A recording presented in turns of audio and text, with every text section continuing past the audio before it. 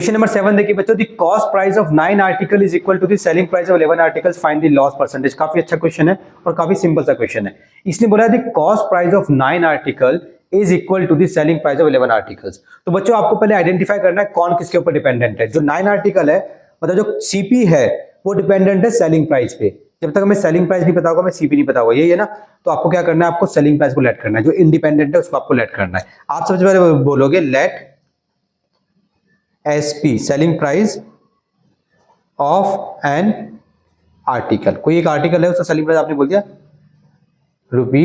₹X, ठीक है। तो सेलिंग प्राइस ऑफ कितने आर्टिकल की बात चलिए 11। सेलिंग प्राइस ऑफ 11 आर्टिकल्स कितना हो जाएगा, ये हो जाएगा आपका ₹11X, ठीक है।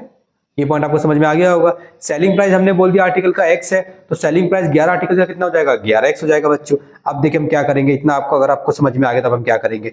अब इसने बोला कॉस्ट प्राइस ऑफ 9 आर्टिकल, ये क्या कह रहा है, ये कह रहा है cost price of 9 articles is equal to selling price of 11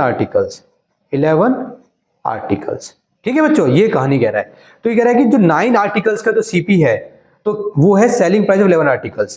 तो हैंस सीपी ऑफ 9 आर्टिकल्स कितना हो जाएगा, selling price of 11 articles. Selling price 11 article कितना, ये है ₹11X, ये हो गया 11X, ठीक है। आप बोलोगे सर सीपी भी 11X है, एसपी भी 11X है, ये क्या बात हुई बेटा, ये सीपी ऑफ 9 आर्टिकल्स है। जब भी आपको इसने क्या बोला निकालने के लिए, इसने बोला है लॉस परसेंटेज। आपको एक पॉइंट बता देता हूं, जब कभी भी आपको लॉस परसेंटेज निकालनी हो या फिर आपको प्रॉफिट परसेंटेज निकालनी हो या आपको लॉस निकालना हो, प्रॉफिट निकालना हो, तो आपको याद रखना है जितना सीपी लिया है उतना ही एसपी लेना है। अगर आप एक सीपी ले रहे हो मतलब सीपी ऑफ 1 आर्टिकल ले रहे हो तो एसपी ऑफ 1 आर्टिकल लेना पड़ेगा। अगर आप 9 आर्टिकल्स का सीपी ले रहे हो तो आपको 9 आर्टिकल का एसपी लेना पड़ेगा। इसी तरीके से अगर आपने कोई चीज खरीदी है मार्केट से, पेन खरीदे हैं, अगर आपने 10 पेन का सीपी एक साथ कैलकुलेट कर रहे हो तो आपको 10 पेन का एसपी भी एक साथ कैलकुलेट करना पड़ेगा, ठीक है। मतलब कि सीपी एसपी तभी तो पता चलेगा भाई आपको लॉस हुआ या आपको प्रॉफिट हुआ, कब पता चलेगा, जब दोनों की क्वांटिटी बराबर होगी ना सामान खरीदने में, ठीक है।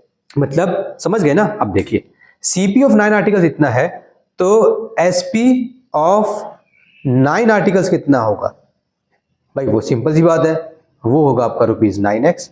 तो देखो 9 की बात चल रही है, यहाँ पे भी 9 की बात चल रही है, यहाँ पे भी 9 की बात चल रही है, मतलब मामला सेट है, ठीक है। अब हमें निकालना है, पता लगाना है। तो भाई आपने जो है 9 आर्टिकल्स की कॉस्ट थी 11, आपने उसको बेचा कितने का, 9X का, तो ऑब्वियस बात है आपको लॉस हुआ है।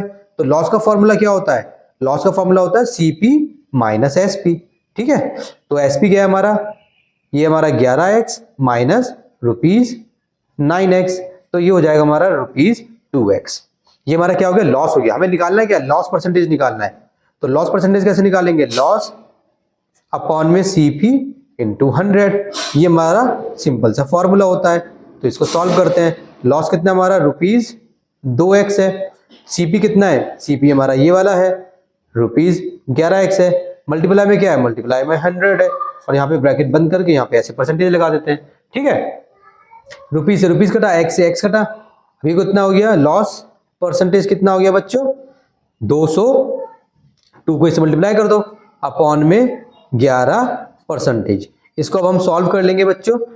कैसे सॉल्व करेंगे, जैसे हमने पहले सॉल्व किया था, ये मिक्स फ्रैक्शन में आंसर देता है पीछे, ठीक है। सो 11 एक कम 11 कर दो बच्चों तो 9 बचेगा, तो यहाँ पे 0 ले लो बच्चों। तो 11 8 जा कर दो बच्चों 88, तो यहाँ पे 2 बचेगा। तो ये जो नीचे होता है वो नीचे ही आता है, जैसे 11 है तो यहाँ पे 11 ही आएगा, ठीक है। और उसके बाद क्या होता है बच्चों, यहाँ पे जो रिमाइंडर बचता है ये ऊपर आता है, और यहाँ पे जो होता है ये यहाँ पे आता है 80, यहाँ पे परसेंटेज लगा दो। तो ये आपका आंसर हो गया। क्वेश्चन में इसने क्या बोला था 7th में, फाइंड द लॉस परसेंटेज। तो यहाँ पे हम लिख देंगे लॉस